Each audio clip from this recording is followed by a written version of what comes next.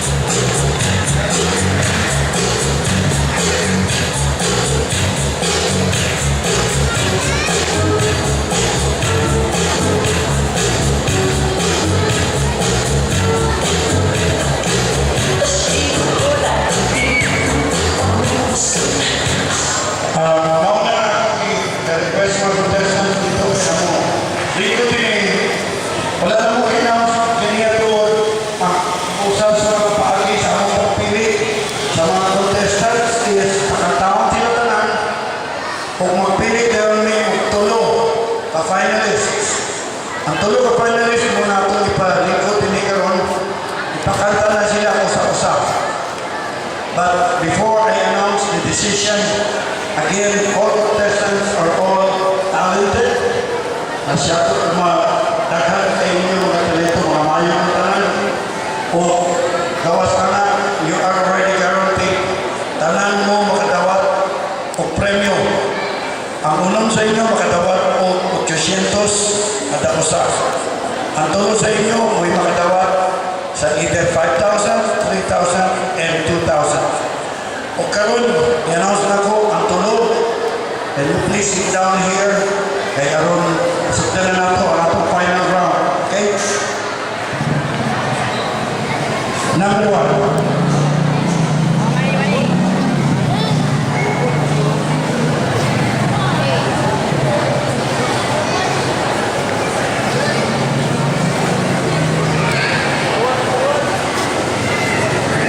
Okay, number 1 finalist, Mirasol Villagonzalo.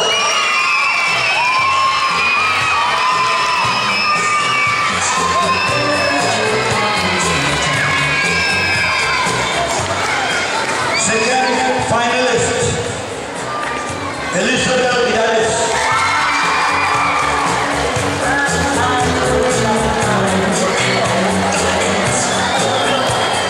Ang atong ikatulo, last but not the least, finalists, Ray Cagas.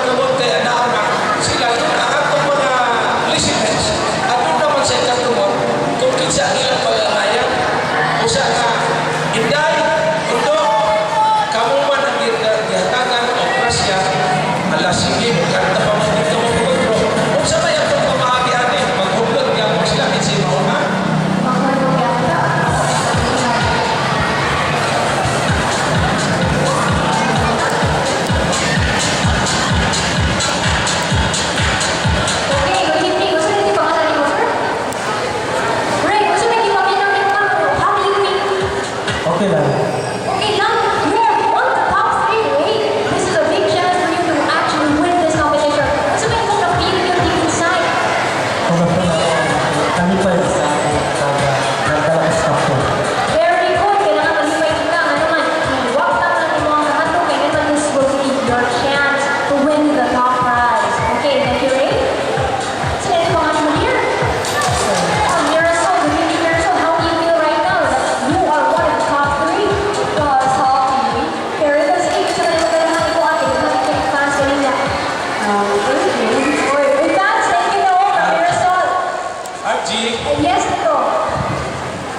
nagabulag pa sila sa numero karon pag-upload sa ilang kung kinsay makanta.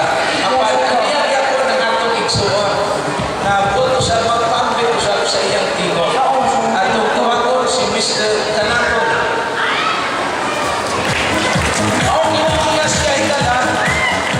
Mao kinigyan siya ang ato sa mga winner ni ato na Balingasap Idol 1. Siya ang nakakuha sa una. Siya ang atong defending champion sa Balingasap Idol. Sa pagsugod din nato dani, siya ang ihatagan sa Russia. Siya ang atong defending champion. Mr. Kanatoy. Nag-aasa mo ka, Mr. Kanatoy. Taga-barangay size.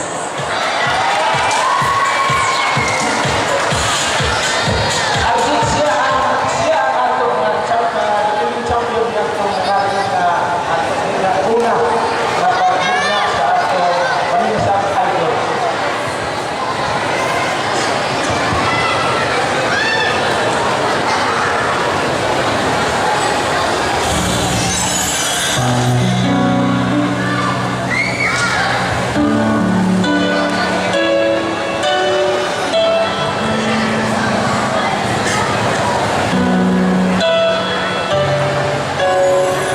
Itatang pangako sa'kin, ako lang ibibigin.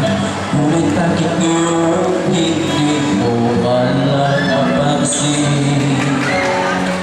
Yung nasakit alaala ay palagi kitang kasama.